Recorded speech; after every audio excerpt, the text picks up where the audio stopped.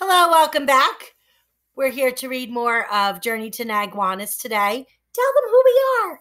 This is my great friend Bookwormy, and this is my great friend Valerie Monroe.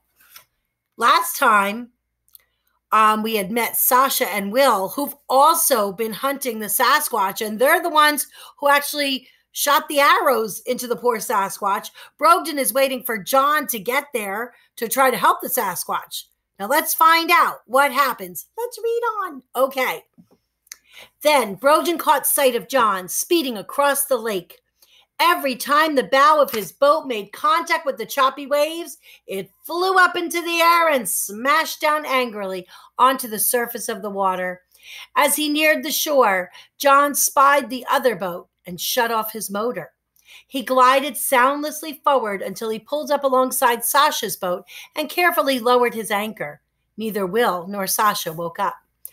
John climbed down his boat's ladder and silently waded to shore.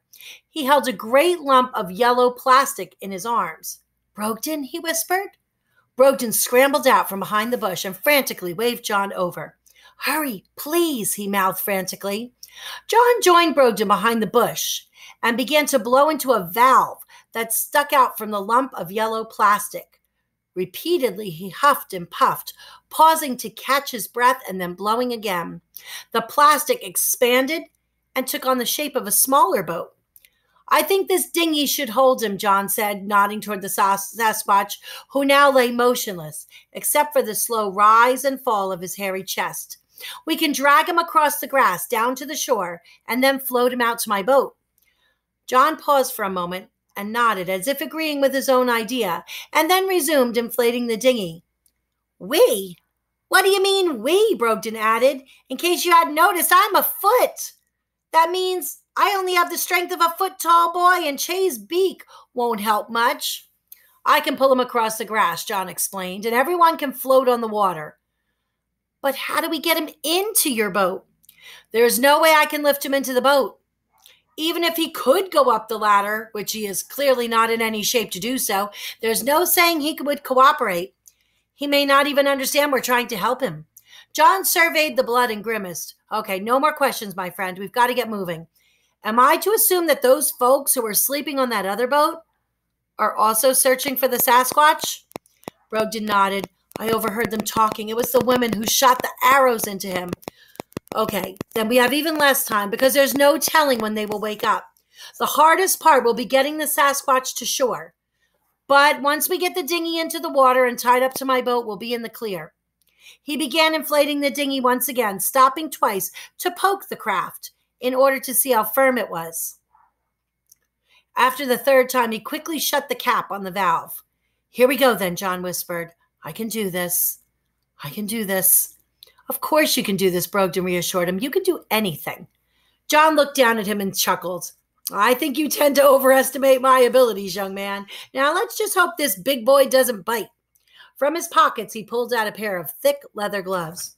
"Just to be on the safe side," he added as he put them on. John strode over to where the Sasquatch lay. Che sat like a sentry on his shoulder and eyed John wearily. "It's okay, Dr. Che," said John. "You can stay right where you are. I'm just going to pull your friend up onto this dinghy so we can get him some help." Che seemed to understand and did not move. John grabbed hold of the Sasquatch's enormous feet.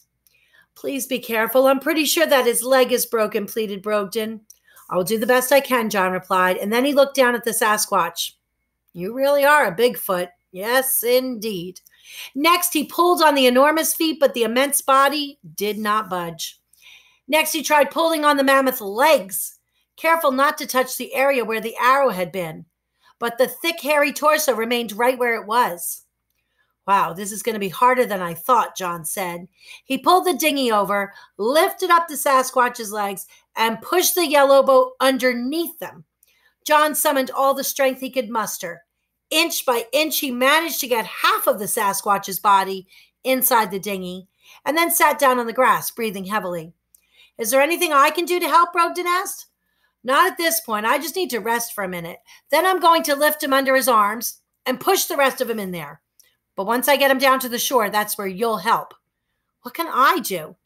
"If those folks on the boat wake up, You will have to get Che to distract them. Maybe he can peck at their heads or something while we get away." "Peck at their heads," repeated Che. "I'll try," Brogdon told him. John smiled and patted Brogdon on his shoulder. "You can do it." Then John rose and got behind the Sasquatch. "Okay, big boy, in you go." He reached under the Sasquatch's armpits and pulled up.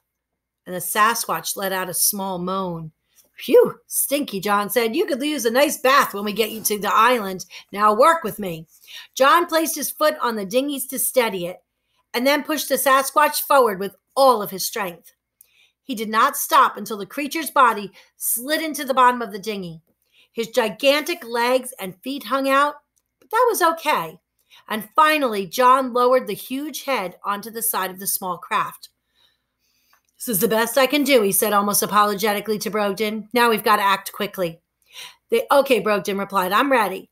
They peeked around the backside of the bush and saw that Will and Sasha were still snoozing away. "Okay, it's now or never," John whispered. He picked up the rope attached to the dinghy and began dragging it across the grass. Even with the huge Sasquatch inside it, the watercraft moved as if it were greased underneath and made almost no sound. Che sat on the edge of the dinghy, and Brogdon ran alongside it. Gradually, the ground began to slope toward the lake, and the weight of the Sasquatch caused the dinghy to gain momentum. Gravity did its work until the little boat slid to the edge of Lake Wahakmo and stopped. John hoisted Brogdon onto his shoulder and waded out into the water, dragging the dinghy behind him. Luckily, the Sasquatch floated easily, and John's feet touched the bottom almost to the point where his motorboat was anchored. He hoisted Brogdon into the boat and then climbed up the ladder. Next, he tied the dinghy to the boat's hitch, which was normally used to hold water skiing ropes. Then he got into the driver's seat and turned the key. The engine roared to life, startling Sasha so much that she jumped a foot in the air. "What in the?" screamed Sasha. "What's happening?" She jabbed Will in the ribs. He grunted and turned away, and a thick line of drool dangled from his lips. "Will, wake up!" Her voice broke off suddenly. "I heard a boat." Her eyes scanned the surroundings and came to rest on John's watercraft as it sped off with the Sasquatch in tow. "It can't be! No! No!" she wailed. Will sat up and rubbed his eyes. "Why are you yelling?" No words came out of Sasha's mouth, just a series of squeaky noises as she pointed to John's boat, which was now rapidly fading from view. "Is that what I think it is?" Will choked. Sasha could only nod, her face now a very pale white. She shoved Will out of the driver's seat and turned the key to start the engine. "Get back here with my Sasquatch," she hollered. "The anchor," yelled Will from the floor. "We've got to pull the anchor up." "Then do it." He scrambled to his feet and began hauling the slippery, slimy anchor rope upward, hand over hand. "Hurry," demanded Sasha. "I'm going as fast as I can," he shot back. Finally, the anchor surfaced, dripping with mud, muck, and straggly green plants. The moment he hoisted it into the boat, Sasha lowered the throttle. The boat whirled around and then shot up and out of the water like a breaching whale. Only by quickly grabbing the sides of the bow did Will avoid being tossed overboard. A thin wake line was all that remained of John's boat and the dinghy. Sasha could barely see them in the distance. "I'm not going to lose my Sasquatch," she howled. "I've spent years looking for him, and I'm closer than ever. No way am I giving up. No way." She shoved the throttle as far as it would go and gritted her teeth as the needles on the gauges pinned themselves to the limit. Brogdon, meanwhile, hadn't said anything since they took off. He sat in one of the motorboat's rear-facing seats and kept a watchful eye on both the dinghy and Sasha's boat. He worried that the Sasquatch would fall out and drown, but luckily the creature's weight seemed to be holding him in place. And then Brogdon saw that they were approaching Sunset Island. To his surprise, however, John didn't slow down. They were passing it. Now that's kind of weird because I thought John was going to take the Sasquatch there. John sensed Brogdon's confusion. "I'm not going to the island," he shouted to Brogdon. "It's too risky." "Then what?" Brogdon called back. "What are we going to do?" "I'm thinking," John cried. Brogdon pointed at Sasha's boat. "We don't have much time. They're gaining on us." "I can see what time it is," John replied. "I have a plan that might work." He pulled his cell phone out of his pocket to check the time. I can't think of anything else. So what's the plan? Brogdon asked. I can't outrun these folks, and I can't risk bringing them near Sunset Island, certainly not with Maggie there. There's a chance they're armed, and they won't stop until they get what they want. Can't we let Jay go and peck at them? Asked Brogdon. Well, it seemed like a good idea before, but I don't think that will be enough to deter them now. I'm sorry, buddy. I thought this would be easier. He swung the steering wheel around, and the boat circled widely. Brogdon was stunned that the Sasquatch did not fly out of the dinghy, and to his astonishment, John began heading back down the lake, straight toward Sasha. What are you doing? Cried Brogdon. John did not respond. He stared straight ahead as he drove the boat onward, and then he pulled the throttle up and brought the boat to a halt in the middle of the lake. I thought you said, Brogdon began, but his voice broke off, and his eyes filled with fear as the distance between their boat and Sasha's grew smaller. They're coming right toward us. I know, and I'm sorry, John muttered. I know you think I could solve everything, but sometimes it's just not possible. John reached into a compartment across from the driver's seat. Brogdon had no idea what he was doing. And then John walked the length of the idling craft. He reached over the swim deck to the hitch, where the dinghy was attached. Help! Cried Che from his perch near the Sasquatch's head. I've tried my best to help, John apologized. I really have. He untied the dinghy with the Sasquatch from his boat. It sat bobbing freely, just as Sasha's boat pulled up beside them.